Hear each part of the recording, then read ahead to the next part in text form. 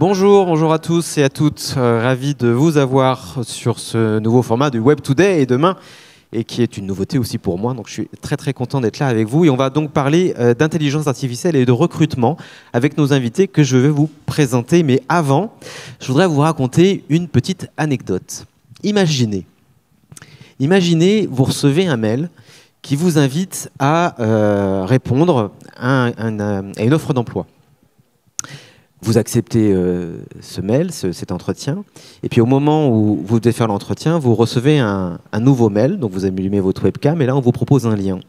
Vous cliquez sur ce lien, et on vous propose alors un test en ligne de 3-4 questions, assez rapide.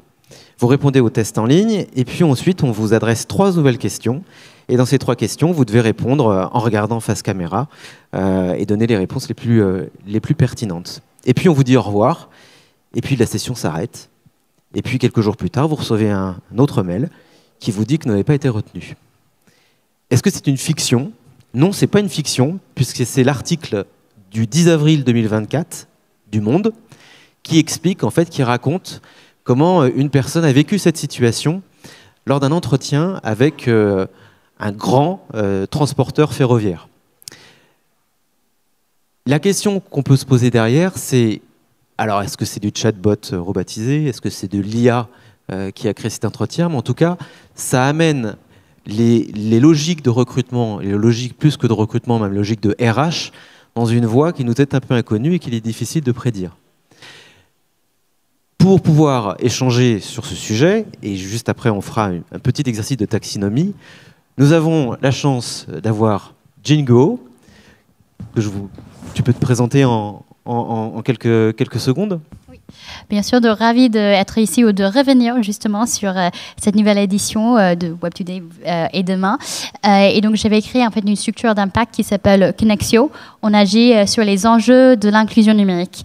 Et pour nous, en fait, on part déjà sur les grands constats que 13 millions de personnes aujourd'hui en France sont éloignées du numérique. Ça peut être des enjeux de connectivité, de matériel, mais surtout en fait la maîtrise des compétences ou les outils numériques.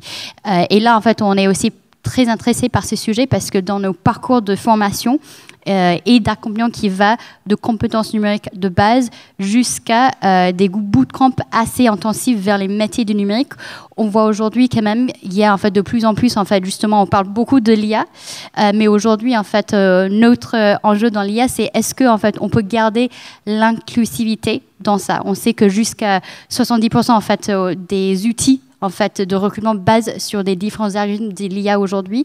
Et on est là aussi pour rappeler de rester un peu vigilant et être sûr qu'on est toujours en fait autant divers et inclusif quand il s'agit des usages de tous ces outils de recrutement.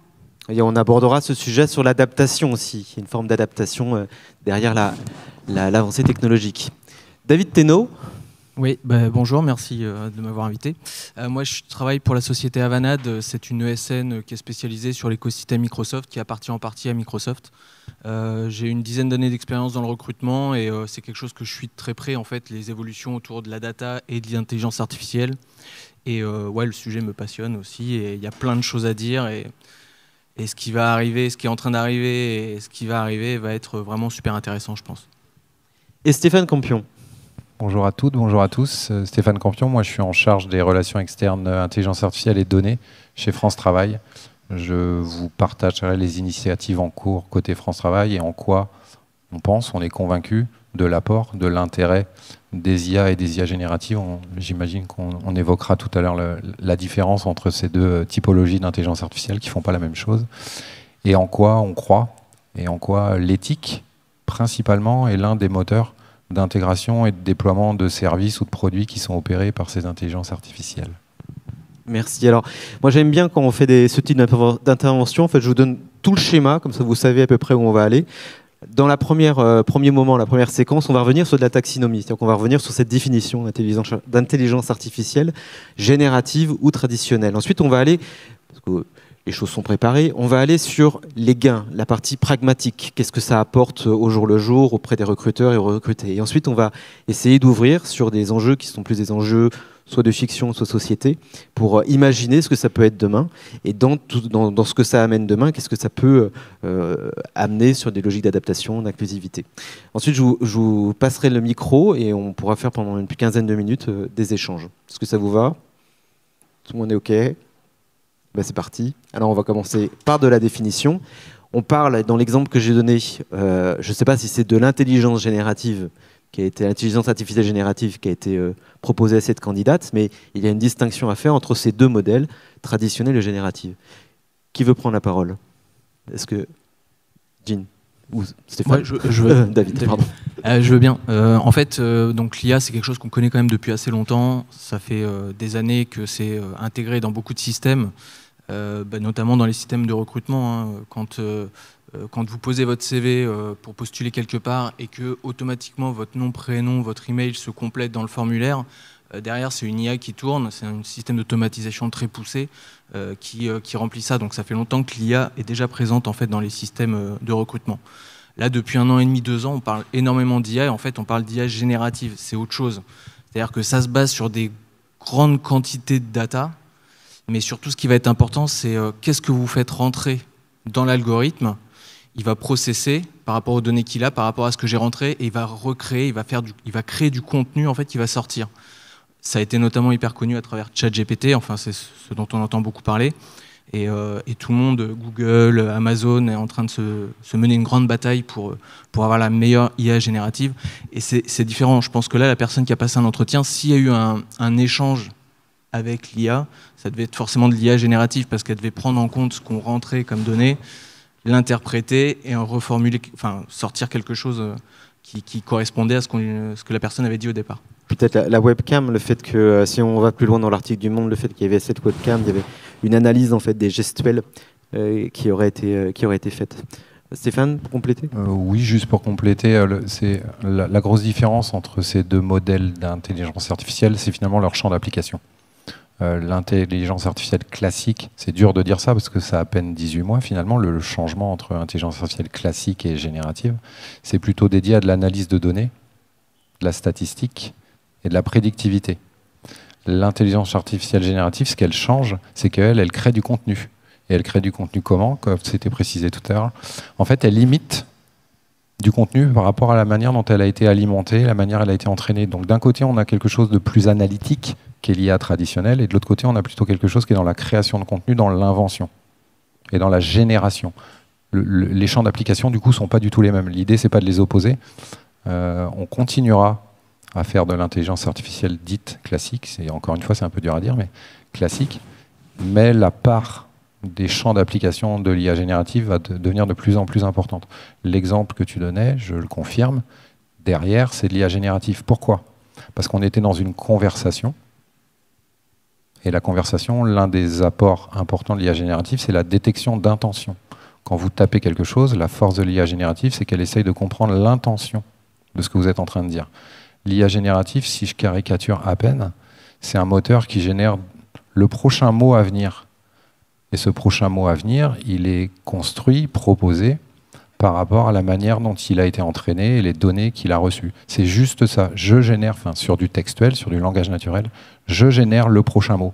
C'est pour ça que c'est bluffant dans une conversation, parce que quand vous vous adressez à une IA générative en langage naturel, vous tapez un texte, et en fait, on ne vous répond pas un texte brutalement. On vous affiche les mots les uns après les autres, comme si vous étiez en train d'avoir une conversation, comme la conversation qu'on a. Donc oui, c'était de l'IA générative derrière. Peut-être pour juste compléter aussi, parce que là, je peux ajouter maintenant les cas en fait d'usage qu'on a aussi, parce que souvent en fait on parle et on a beaucoup de nos apprenants par exemple qui vont demander donc à la sortie des outils comme ChatGPT, comment je peux m'en servir de ça pour justement être plus performante ou efficace dans la recherche d'emploi. Donc on a beaucoup de ce type de demandes. Donc c'est des ateliers de sensibilisation qui peuvent aider en fait à mieux comprendre quelles sont les astuces, et ça c'est vraiment sur les cas appliqués sur ces différents outils. Après peut-être on va revenir sur les questions de recrutement. Je pense qu'il y a les deux en fait si on va définir. Je pense que en fait l'exemple que tu as donné Arnaud, c'était en fait quelque chose qui apprenait des inputs des candidats de recrutement recrutement, mais je pense qu'il y a aussi en fait l'IA en soi qui est derrière, qui peut prendre en fait des grands échantillons de données et qui a été déjà entraîné aussi pour déjà en fait avoir certains algorithmes pour sortir en fait des résultats. Donc je pense qu'il y a les deux en fait quand on parle de recrutement, et là en fait dans le contexte peut-être dans les articles news, la presse, on est souvent plutôt sur les situations de Gen IA. Voilà. Alors justement, si on prend l'intelligence artificielle dite traditionnelle, quels sont les gains pour le recruteur d'abord, ensuite pour le recruté, pour le candidat? Quels sont les gains qui sont évidents? Et finalement, je ne sais pas s'il y a beaucoup d'entreprises ici, mais est-ce que ça a un intérêt pour une TPE, une PME, un ETI ou même une grande société de se doter de ces mécanisations? Je me lance. En fait, je sais pas. Je pense que l'IA, on s'en sert, par exemple, pour classer des CV. En fait, alors, on reçoit une candidature, automatiquement, l'IA va donner une note à la candidature par rapport à l'offre d'emploi. Est-ce que ça correspond? Est-ce que ça ne correspond pas? Ça marche moyennement, on va dire. Il y a des résultats plutôt tièdes. Et évidemment, ça va s'améliorer. On aura certainement des résultats qui seront meilleurs à chaque nouvelle version. Mais pour moi, la valeur, de l'IA, elle n'est pas là. Elle est vraiment sur l'IA générative, ce que ça va nous apporter en fait. Ce que ça va transformer dans le métier du recrutement, mais pas que le recrutement en fait. Ça va vraiment transformer, je pense, beaucoup de métiers. Parce qu'en fait, on aura un assistant qui nous aidera à travailler en fait, et à travailler mieux, plus vite, à rien oublier, à faciliter notre travail de tous les jours. Et très concrètement, dans ton quotidien, ça veut dire quoi si tu utilises ce type de... Moi aujourd'hui, l'été dernier par exemple, la boîte a décidé, on va changer toutes les offres d'emploi. On va faire un nouveau modèle, il faut qu'elle soit sous un autre modèle. Alors perso, moi ça c'est vraiment le genre de travail que j'aime pas du tout. Je suis pas un littéraire et refaire ça, c'était perdre beaucoup de temps, mais des jours et des jours pour faire ça. Bon en fait, version ChatGPT 3.5, on met en entrée l'ancienne description du poste, on met le modèle qu'on attend, on lance une fois, on corrige un petit peu, on lui dit de refaire 2-3 fois, et en fait, en 5 minutes, on a refait un job, quoi. Et en fait, on a refait tous nos postes, toutes nos descriptions de postes comme ça. Je sais pas combien de temps ça a pris, peut-être une journée pour tout refaire, mais ça aurait pris des semaines si on avait dû le faire à la main, réécrire, repenser. Là, l'IA générative, pour le coup, a été vraiment un grand plus. Moi, tous les jours, je m'en sers pour, quand je fais un entretien avec un candidat, je prends des notes rapides qui sont lisibles que par moi. Et en fait, je demande à ChatGPT de me le reformuler de façon à ce que ce soit plus lisible pour quelqu'un qui comprendrait pas mes notes, quoi. Ça me sert vraiment dans la vie de tous les jours. Stéphane ? Encore une fois, c'est les champs d'application qui ne sont pas les mêmes. Ça a été très bien dit. Dans le recrutement, par exemple, si on parle de CV ou d'offres, ça sert à quoi? Ça sert à classifier les choses, ça sert à analyser les données qui sont contenues dans le document que vous avez fourni, que ce soit un CV, une offre. C'est typiquement le champ d'application. Je classifie et en fonction des données que je détiens, je fais du rapprochement. Je mets des scores à droite ou à gauche et je peux prédire quelque chose. Prédire le retour à l'emploi, prédire le fait que cette offre d'emploi va être pourvue dans les 30 jours. Ça, c'est de l'intelligence artificielle classique. L'apport de l'intelligence artificielle générative, encore une fois, le mot générative est important. Et d'ailleurs, c'est générative avec un S, parce qu'il y a plusieurs intelligences artificielles génératives. Mais si on reste sur le langage naturel, on est bien dans la génération, dans tous les actes de génération. M'aider à générer du contenu, c'est là l'apport, vraiment le vrai apport de l'IA générative. Les exemples donnés sont les bons, hein, que ce soit côté candidat ou côté recruteur.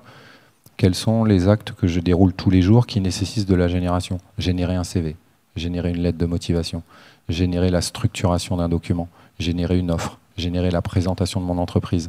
Tout ça, c'est de la génération. Et tout ça, l'IA générative, elle est faite pour ça. Par contre, ou en même temps, ce ne sont que des propositions. La difficulté quand on est côté candidat ou côté recruteur, c'est que si tout le monde fait la même chose, sans personnaliser la proposition qui lui est apportée par l'IA générative, on va avoir une forme de standardisation. C'est-à-dire, si je caricature à peine, 80% des CV, des lettres de motivation vont se ressembler, parce que l'IA générative, à un moment, elle reproduit des choses. si on ne lui donne pas de contexte particulier ou si on n'essaie pas de personnaliser son contenu. Donc ça veut dire que les CV vont être à peu près les mêmes. Enfin, la manière de présenter le CV, de se présenter va être à peu près la même. La lettre de motivation, on n'en parle pas, c'est du littéraire. Donc là, l'IA générative, elle est capable de vous écrire ce que vous voulez. Côté recruteur, même chose. Est-ce que toutes les offres, toutes les attentes, tout ce que je mets en avant sur mon entreprise, j'ai envie que ça ressemble à ce que propose mon concurrent ou le recruteur d'à côté? Probablement pas. Donc il faut vraiment le voir comme quelque chose qui vous aide sous forme de page blanche. Je ne sais pas par où commencer. J'ai une vague idée de ce que je veux faire, j'ai une vague idée de ce que je veux dire, j'ai une vague idée de ce que je veux présenter, mais ça va me prendre du temps si je dois écrire, réécrire, machin. C'est tout l'apport et l'intérêt de l'IA générative. C'est je pars d'une page blanche, il me propose quelque chose. En général, si le contexte que vous lui donnez est pertinent, la réponse que vous allez avoir sera pertinente. Après, ça, vous l'appropriez et vous le personnalisez à votre contexte, à vous, si on reste sur la partie, et c'est l'objectif, recrutement. Le travail, il est plus de personnalisation. Le gain que ça va vous apporter, c'est un gain de temps, un gain de formalisation, un gain de proposition. La vraie valeur, elle est là aujourd'hui. Sur ce champ-là, la vraie valeur, elle est là. La proposition, la génération, je vais plus vite. Et après, je prends mon temps pour personnaliser la proposition qui m'est faite. Le vrai message, c'est celui-là. Ne pas faire du copier-coller, parce que ça se voit, on a plein d'exemples. J'ai aussi une fille qui est étudiante. J'ai vu l'arrivée des IA génératives, parce que c'est mon boulot, et j'ai vu l'arrivée dans son contexte à elle. Générer des rédactions, générer des résumés, des synthèses, générer une activité orale que j'ai à faire. On voit bien que ce n'est pas personnalisé. Donc au bout d'un moment, ça se voit. Mais encore une fois, c'est utile, c'est important. Ce qu'il faut, c'est que ça ne s'impose pas à vous. C'est que vous en preniez le contrôle. Le message, c'est qu'il ne faut pas que ça s'impose à vous. Personnalisation, regard critique, je l'utilise pour ce que c'est faire et surtout, il ne dit pas tout le temps vrai, il ne répond pas tout le temps vrai. Il a une capacité à vous convaincre que la réponse qu'il vous apporte, c'est celle que vous attendez. Il est très très fin. Elles sont très très fortes pour ça. D'où l'intérêt de dire, moi c'est juste parce que j'ai une page blanche, j'ai besoin de réfléchir, j'ai besoin de voir les choses d'une autre manière. Ça, il est très doué. Enfin, elles sont très douées pour ça, d'avoir un angle de vue différent. Et après, je me l'approprie et je le personnalise. C'est comme ça qu'il faut utiliser une intelligence artificielle générative. Je pense qu'on va y revenir sur des exemples de créativité, justement. Jean ? Oui, donc je pense que je vais rebondir sur un des points et ensuite aller sur un peu le côté, je pense qu'il y a des gains, mais aussi un peu l'autre côté de la balance. Je pense que oui, c'est tout à fait correct. Je pense que sur les enjeux de justement dire qu'on ne va pas prendre, il faut personnaliser, sinon en fait, il y a un enjeu et je pense qu'on a parlé aussi beaucoup, je pense que sur ces termes de prompt engineer, où en fait, cette idée aussi de savoir d'une manière plus intelligente comment je vais justement en fait interagir avec cet outil-là aussi, parce que ça peut nous servir, mais il faut que nous, en fait, on soit assez clair et assez en fait intentionné dans la manière en fait on pose en fait toutes ces questions et ça entraîne aussi les arguments derrière. Je pense que je voulais juste revenir sur les questions en fait de l'IA. En fait, je pense que c'est très clair. J'ai pas d'autres choses à ajouter sur les applications de Gen IA, mais par contre sur la partie un peu IA en fait vraiment en fait pure en fait où on avait vu certains cas qui sont déjà passés en fait d'une manière internationale aussi, c'est que quand on parle en fait de l'IA, en fait, les algorithmes qui entraînent sont en fait cette partie générative de contenu.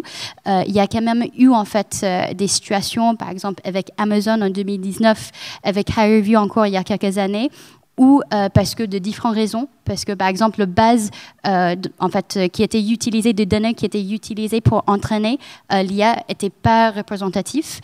Par exemple sur Amazon, l'algorithme a juste en fait enlevé tous les profils de femmes parce que la base en fait de données en fait au début avait peu de profils des femmes sur certains posts. Et donc je pense que les premiers résultats qui sont sortis juste amplifier les biais en fait qui étaient déjà existants.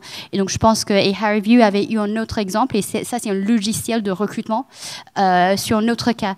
Et donc je pense que le message aussi, je pense que pour ajouter sur ça, pas sur les, en fait, les cas pratiques de Gen IA, c'est aussi, en fait, même si on utilise ça, il y a des gains, j'imagine, de productivité qui sont énormes, mais aussi, de l'autre côté, il ne faut pas, je pense que, en fait, des potentiels en fait, négatifs de ça, c'est qu'on peut créer encore du biais où, en fait, là, en fait, sur les biais humains qui sont déjà existants, mais on va juste amplifier les enjeux, en fait, qui sont déjà présents dans notre société. Justement, je rebondis dessus, pour le recruter, pour le candidat. Donc j'imagine une première chose, c'est que donc, si on prend l'intelligence artificielle générative et qu'on a une forme de recul dessus, on peut... Alors il y a des structures genre CAC 40 qui ont des modèles de candidature qui sont très très clairs. Moi je travaille plutôt dans le monde de la communication et on a des originalités de candidature, des gens qui vont faire des vidéos, des choses comme ça. Est-ce que pour ce type de candidat, l'IA est un facilitateur à condition d'être créatif, mais est-ce que ça ne donne pas aussi la part à ceux qui sont les mieux calés sur cet univers-là, et donc plutôt des profils sensibilité tech à des profils qui sont, tu parlais littéraires, sans faire la caricature, mais des profils qui sont moins sensibilisés sur la tech. Est-ce que là, ça ne crée pas une rupture ? Je peux prendre ça rapidement et ensuite Ravi aussi de voir vos opinions. Je pense pour nous, comme on travaille aussi sur des publics qui sont éloignés de l'emploi aujourd'hui, on est déjà en fait sur les bases et en fait notre mission aussi chez Connexio, c'est de reprocher le monde. On sait qu'il y a des vagues de transformation qui sont très importantes, qui vont bouleverser la société et notre enjeu c'est de pas, par exemple avec la situation Covid, on avait vu pour les personnes qui étaient éloignées du numérique, c'était en fait un grand enjeu pour eux. Parce que juste il y avait des démarches, ils pouvaient plus faire en fait sur place. Et on avait aussi en fait vu l'importance, la place du numérique dans notre vie pratique, notre vie professionnelle. Mais je pense que comme on travaille sur des publics qui sont encore en fait sur ces premières briques, je pense le prochain challenge aussi sera en fait les enjeux de aussi eux peuvent vraiment saisir bien les maîtrises de ces outils Gen IA. Et là on sait que ça évolue très vite. Les versions entre ChatGPT 3, 3.5, 4, ça évolue très vite et eux en fait non seulement doivent être capables de maîtriser les outils, mais aussi savoir en fait comment on va apprendre à apprendre et comment on évolue. Je pense que ça c'est des sujets un peu de compétences et de pédagogie qui sont en fait très importants pour la vie. Je pense que pour la vie professionnelle, de manière en fait moyenne et long terme. Mais je pense que c'est quelque chose sur lequel en fait on réfléchit beaucoup chez Connexio avec nos partenaires, parce que justement on voulait pas que ces fossés deviennent plus importants, ces clivages deviennent plus importants en fait justement en fait avec ces différentes vagues de transformation. Juste avant de vous passer la parole, pour compléter, ça quand même impose une course à la technologie qui est de plus en plus forte. On en parlait tout à l'heure pour préparer la conférence. Pour qu'une IA, on y reviendra, mais pour qu'une IA puisse, par exemple, aller chercher des profils particuliers sous le radar, il faut quand même qu'il y ait de la data. Donc il faut quand même que ces personnes soient présentes sur les réseaux sociaux, que ce soit LinkedIn, Instagram ou les autres. C'est-à-dire que tu as tout un pan de personnes qui, pour des raisons très personnelles et tout, sont extrêmement compétents, mais n'ont pas forcément envie de s'étaler sur le net, qui vont passer absolument à côté de tout ce système. C'est un peu injuste, si je peux me permettre. Il y avait plusieurs questions. La première sur l'exemple que tu donnais sur les métiers ou les compétences de créativité. Communication, presse, traducteur, générateur d'images. C'est un vrai sujet. Comme on se le partageait, l'IA générative, c'est de la génération. Et pas que de texte. Vous le voyez, hein, vous avez plein de publicités qui sont aujourd'hui, dont l'image a été complètement générée par une IA générative, et à l'œil nu, même un expert, et j'en suis pas un, n'est pas capable de faire la différence. Ça, c'est la première réponse. La deuxième, ça veut dire que oui, évidemment, il ne faut pas le voir comme quelque chose d'angélique, surtout pas. Comme tout apport ou toute disruption très très forte, il y a aussi un autre volant qui est comment est-ce qu'on maîtrise tout ça, comment est-ce qu'on se l'approprie et comment on évite les dérives. Le mot que tu as posé, qui est le mot biais, qui est de dire ces algorithmes sont entraînés à partir de jeux de données. Ces jeux de données, ils sont de qualité ou pas. Ils sont interprétés par des gens aussi.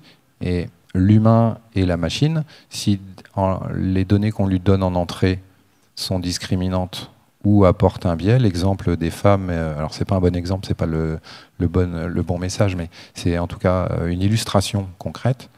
Si la donnée à la base elle est biaisée, le résultat va être biaisé et l'amplification de ce biais va être de plus en plus importante.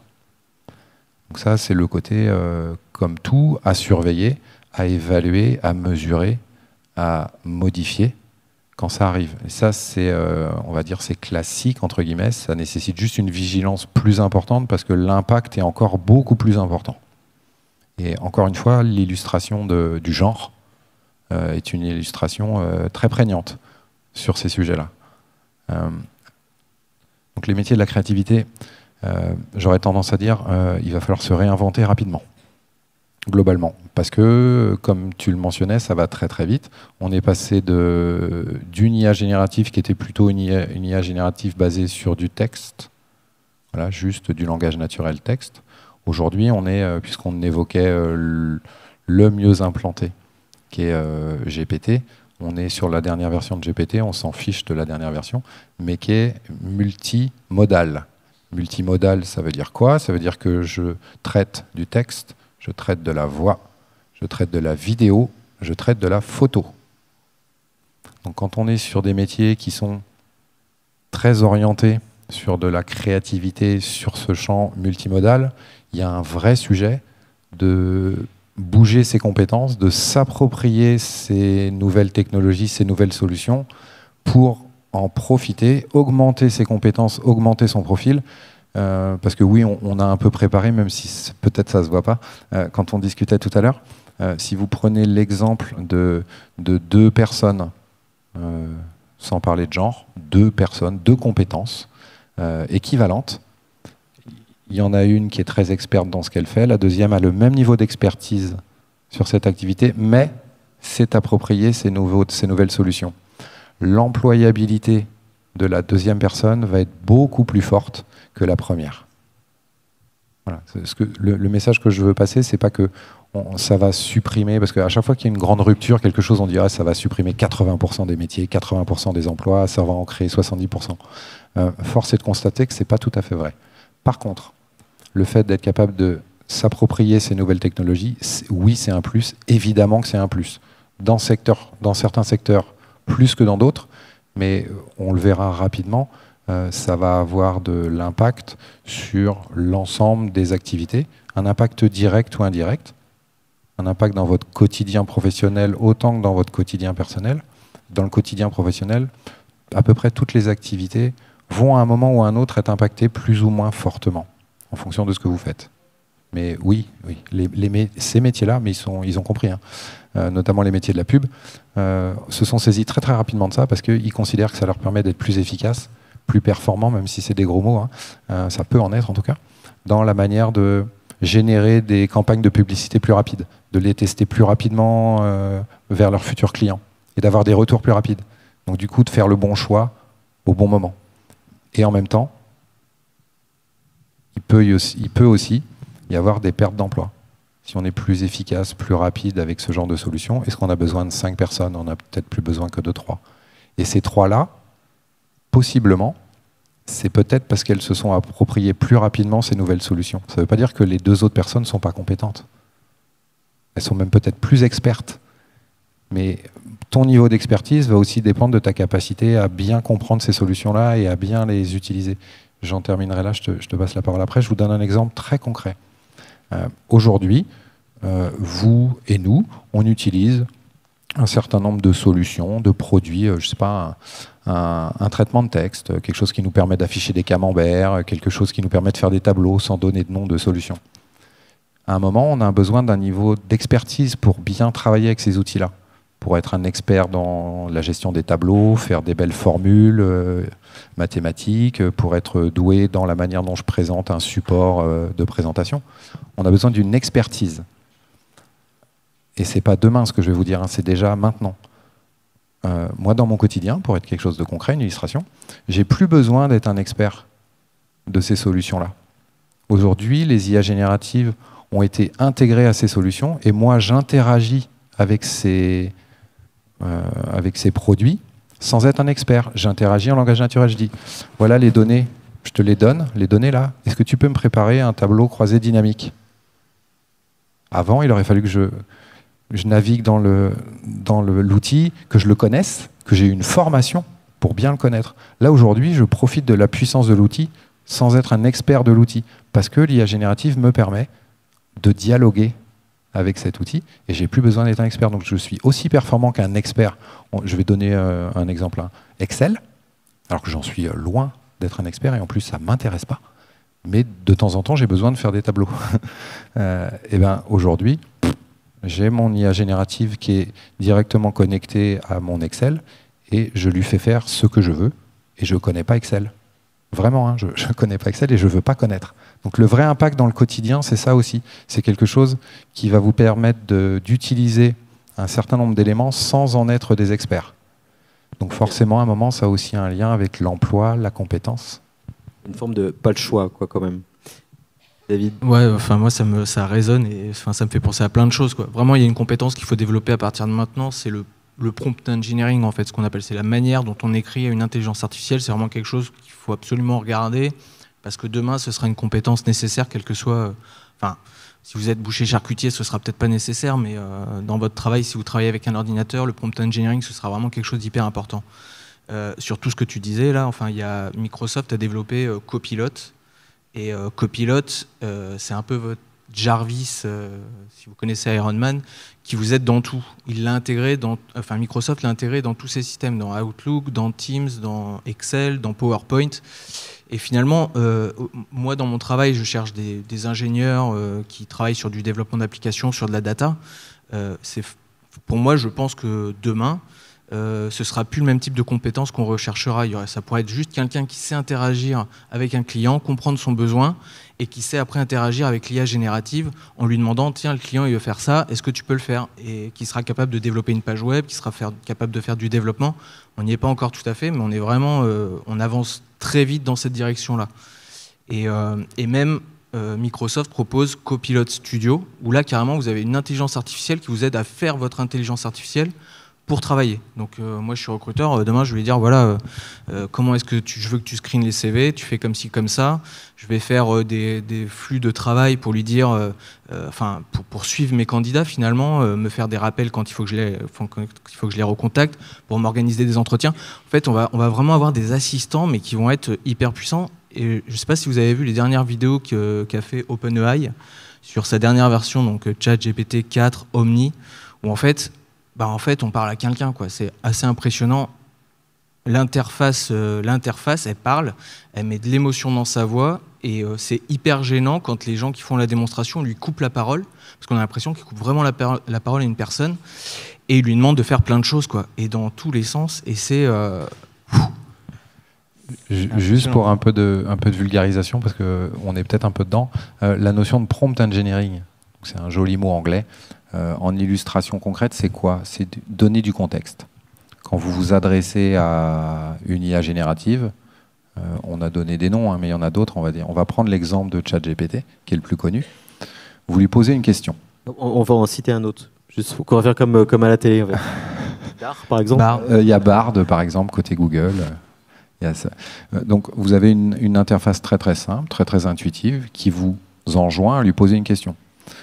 Je voudrais, cet après-midi, je participe à une table ronde, propose-moi les éléments de langage qu'il faudrait que je mette en avant pour évoquer l'IA au service du recrutement. Il va vous apporter une première réponse. Il y a de fortes chances que la première réponse, le premier échange, la première conversation que vous allez avoir ne va pas être complètement pertinente au regard de la question que vous avez posée. Pourquoi ? Parce qu'il faut avoir en tête que c'est bien de la conversation. Et c'est de la conversation en langage naturel. Ça veut dire quoi? Ça veut dire qu'il faut prendre en considération le fait que c'est comme si vous parliez à quelqu'un. Donc il faut lui donner du contexte. Donc la notion de prompt engineering, c'est comment je lui donne du contexte avant de lui demander ce que j'attends. Donc l'illustration suivante, c'est par rapport à ce que je vous ai partagé, comment il faut le faire efficacement, c'est cet après-midi, je participe à une table ronde sur l'IA au service de recrutement. J'aurai besoin de 3 ou 4 éléments qui me permettent d'expliquer l'impact de l'IA au service du recrutement côté candidat et côté recruteur. Là, je lui donne du contexte. Et là, la première réponse qu'il va m'envoyer va être beaucoup plus précise. Et du coup, je n'ai pas de frustration à lui reposer une autre question en lui disant « Ok, là, tu m'as dit en 4 points. Est-ce que tu peux me le faire en 3 points ?» Donc on voit que l'évolution, la nature de l'évolution de la conversation change énormément. Et le prompt engineering, ça c'est ce que vous lirez dans la littérature, parce que c'est toujours mieux en anglais, c'est juste, je te donne du contexte sur ce que j'attends de toi. Il y a une différence entre écris-moi un mail qui va préciser ceci, cela, et pour en revenir à mon quotidien à moi, je suis une conseillère ou un conseiller France Travail, je souhaiterais écrire un mail à destination de tel recruteur pour présenter de manière plus précise telle ou telle candidate. Voilà. C'est ça le contexte qu'on donne à une IA générative. Et c'est le prompt engineering. Jean, justement, rebondir là-dessus, puisque est-ce que ça, c'est un élément d'exclusion, d'inclusion, formation obligatoire Je pense que pour nous, en fait, on est en train de aussi réfléchir justement. En fait, il y a des expérimentations qui sont en cours, mais je pense que tout le monde a besoin de passer par là. Après, je pense, tu avais aussi suggéré en fait à la base, est-ce qu'il y a des personnes qui sont un peu plus tech agiles et qui juste arrivent en fait à faire un peu de manière un peu autodidacte par eux-mêmes. Mais je pense que ce que j'avais mentionné justement sur le prompt engineer, je pense que il y avait en fait un moment où on avait eu dans le discours, les discussions, peut-être il y a des futurs métiers sur ça. Après, aujourd'hui, ce qu'on voit, c'est que ça évolue tellement vite, les différentes versions des outils, que si on crée en fait une formation dédiée à ça, dans 6 mois, ça va être un peu obsolète. Il faut reprendre. Donc, je pense que c'est un peu les choses, et comme on est sur les sujets de compétences et de formation, je pense qu'il y a 2 choses. Il y a maîtriser, et je pense qu'il y a les différents types. On peut aller en fait dans les nuances. Je suis passionnée par ces sujets de quelles sont les compétences et comment on les divise, parce que il y a en fait une manière de maîtriser un outil et les cas d'usage très spécifiques, comme par exemple sur l'exemple de Excel ou Tableur, mais il y a aussi en fait comprendre derrière comment en fait on travaille sur quelque chose. Et je pense qu'il va être important aussi pour le futur, parce que là on parle de par exemple développeurs, et si je prends l'exemple aujourd'hui, aujourd'hui en fait on travaille nous-mêmes en fait sur les formations et l'évolution de ces formations. Parce qu'on sait justement, dans le futur, si on est tous plus performants, ça veut dire au lieu de recruter 10 développeurs pour une entreprise, peut-être on a besoin de recruter que 5 ou que 8. Mais dans ce cas-là, en fait, ces personnes, ils doivent être capables de non seulement adapter en fonction de justement les évolutions des outils, des langages, qui sont déjà le cas pour des développeurs aujourd'hui.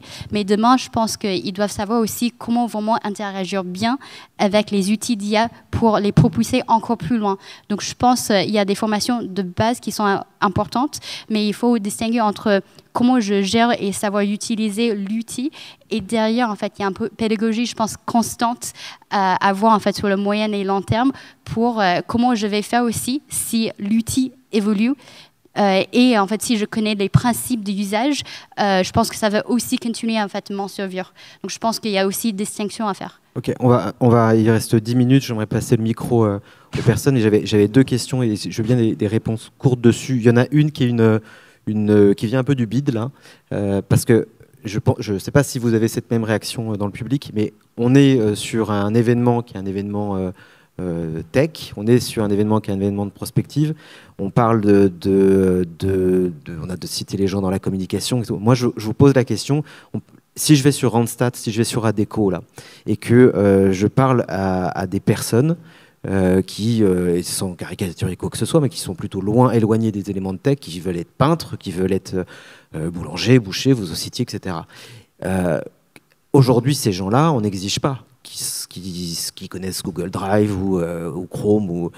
Demain, ce que j'en entends, c'est qu'on exige de ces gens, parce que le système de recrutement de l'autre côté va être fait comme ça, à minima, savoir ce que c'est qu'un chat GPT et savoir comment interagir avec une machine. Ça me semble assez fou, en vérité. Il y a plusieurs façons de répondre à l'excellente question que tu poses.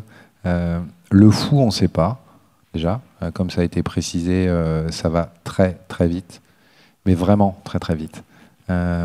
Donc, il y a des choses devant nous. On commence à entrevoir les choses. Après, ça nous appartient aussi à nous de savoir ce qu'on veut en faire. pour répondre à ta question sur des métiers qui nécessitent plutôt des habiletés, des compétences manuelles, on peut parler de peintre, de boucher. L'impact de l'IA générative chez ces profils-là, elle n'est pas de maîtriser l'IA générative. Elle va être juste pour les recruteurs d'utiliser l'IA générative pour les rendre plus attractifs, pour les faire parler différemment. Et là, on en vient à un sujet qui, je pense, te tient à cœur, qui nous tient à cœur à tous, qui est la notion d'inclusivité. Sans mettre de côté les craintes et le côté anxiogène que peuvent avoir ces technologies, mais pour autant, il y a aussi des choses positives à dire sur ces technologies, je pense. Ça peut favoriser l'inclusivité à plusieurs niveaux. Le premier, c'est quand je suis en face et de plus en plus ou de moins en moins en interaction avec de l'humain en premier lieu, comment est-ce que je facilite l'accès à des services numériques ou des services digitaux pour des gens qui ont des difficultés, soit avec le digital, soit qui sont en situation de handicap. Jusqu'à présent, la technologie ne permettait pas de le faire suffisamment correctement, en tout cas, de mon point de vue. Aujourd'hui, elle peut le faire. Ça veut dire quoi? Ça veut dire que dans les équipes que je gère, aujourd'hui, j'ai un data scientist qui est sourd et muet. Alors, c'est pas une bête de foire, hein. Il n'est pas dans mes équipes parce qu'il est sourd et muet, hein. Il est dans mes équipes parce qu'il est compétent en data science. Pour autant, il faut prendre en compte cette situation dans l'intégration dans l'équipe. L'IA générative aujourd'hui... C'est feu les sujets même d'accessibilité. Ouais. Oui, c'est pour ça que l'inclusion, c'est important aussi. Et encore une fois, je ne minimise pas les côtés qui peuvent être très négatifs dans l'arrivée de ces technologies-là, mais de temps en temps, il faut aussi être capable de dire ce qui est positif. Les IA génératives nous permettent d'échanger avec lui au quotidien et de faciliter son intégration dans les équipes. Typiquement, ça veut dire quoi? Ça veut dire qu'on utilise aujourd'hui en bêta-test, une IA générative qui permet de traduire le langage des signes en texte. C'est-à-dire que moi qui n'ai pas suivi la formation, j'en avais pas envie, mais globalement, j'ai pas le temps ou j'ai pas pris le temps de pouvoir échanger avec lui en langage des signes. Aujourd'hui, sur des phrases très très simples, du quotidien professionnel, je peux, par l'intermédiaire de cette technologie, avoir une conversation avec lui. Voilà. David, une réaction? Oui, non, mais c'est ce qu'il y a, c'est que l'IA générative, pour moi, va augmenter le recruteur. En fait, ça va, le type de profil n'auront peut-être pas spécialement... Enfin, si vous êtes peintre, vous n'aurez pas besoin de savoir comment fonctionne l'IA générative. Si vous avez besoin de savoir comment ça fonctionne, le mieux, c'est lui demander comment tu fonctionnes, et elle va vous expliquer, en fait. Non, moi je pense que ça va transformer notre travail de recruteur, parce que demain, en fait, un recruteur, une personne en Chine, un Chinois, va pouvoir recruter en France en parlant de manière fluide le français face à un candidat français. On verra peut-être même pas sa bouche bougera comme s'il parlait vraiment français. Enfin, l'IA générative, ça va faire ça, quoi. C'est-à-dire que ça va ouvrir un champ des possibles qu'on a du mal à imaginer. Pour l'instant, on entreaperçoit, ça reste un peu de la science-fiction, mais c'est très présent quand même, hein. Et là, l'exemple que tu donnes, c'est un super bon exemple d'inclusion, quoi, hein. C'est-à-dire, personne, tu parles pas la même langue, et pourtant, elle peut te comprendre instantanément, ou alors elle peut pas parler, et tu peux quand même lui parler avec le langage des signes, juste parce que l'IA retranscrit tes paroles en images, quoi. Jean? Je vais essayer d'être très vite, mais je pense que je sais que j'avais lancé un peu la discussion dans le sens un peu juste, il faut mettre des garde-fous en place pour assurer ça. Mais d'une manière ou d'une autre, je pense que c'est quelque chose qui, c'est pas question de si, c'est une question de juste quand, et là, c'est déjà arrivé. Mais c'est juste, je pense que le message, on est tous là aussi pour rappeler, c'est que il faut juste être sûr que tout le monde est vraiment en fait accompli, et je pense qu'on peut aller dans les nuances. Des personnes n'ont pas les mêmes besoins aussi, mais juste, ça sera bien en fait pour certaines personnes qui ont besoin de certains suivis, parce que la manière dans laquelle ils vont travailler en fait vont changer. Il faut juste être sûr en fait qu'on est un peu inclusif dans les différents sens. Et je pense que je suis sûre aussi il y a beaucoup de quand même des applications en fait des outils possibles pour aussi donner beaucoup plus d'accessibilité. Il y a d'autres en fait manières dans lesquelles on va aussi gagner. Juste, si tu permets, je terminerai sur la notion de recrutement. Ce qu'il faut voir aussi, ce que ça ouvre comme champ des possibles par rapport à ce que tu exprimais tout à l'heure, c'est que on va de plus en plus, les recruteurs vont de plus en plus utiliser ce type de solution pour évacuer d'un côté la notion l'objet CV et de l'autre côté l'objet offre. Ça veut dire que maintenant on a une technologie qui permet de nous affranchir qu'un CV c'est juste pas représentatif d'une personne une offre d'emploi, c'est juste pas représentatif d'une entreprise.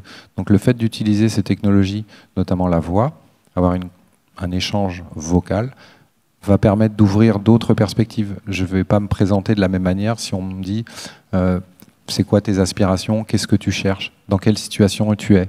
Côté demandeur d'emploi, par exemple, ou demandeuse d'emploi. Je vais dire des choses. Peut-être que j'ai des freins de mobilité. C'est jamais marqué dans un CV, les freins de mobilité, par exemple. Est-ce que j'ai des contraintes horaires parce que je dois aller chercher mes enfants à la crèche à 17h30 ? On ne met pas ça dans un CV. Donc ça apporte des choses supplémentaires. Et côté recruteur, ça va permettre aussi au recruteur de dire, au-delà de mon SIRET, c'est ça, je recherche telle compétence pour tel job à partir de tel moment, à tel salaire quand c'est mis, je vais plutôt travailler sur concrètement, qu'est-ce que j'attends ? Moi, j'ai besoin de quelqu'un, en fait. J'ai besoin de quelqu'un. Parce que je suis dans un métier en tension, j'ai besoin de quelqu'un, je suis prêt à le former. Et à l'oral, je vais le dire. Dans une offre d'emploi, c'est pas marqué ça.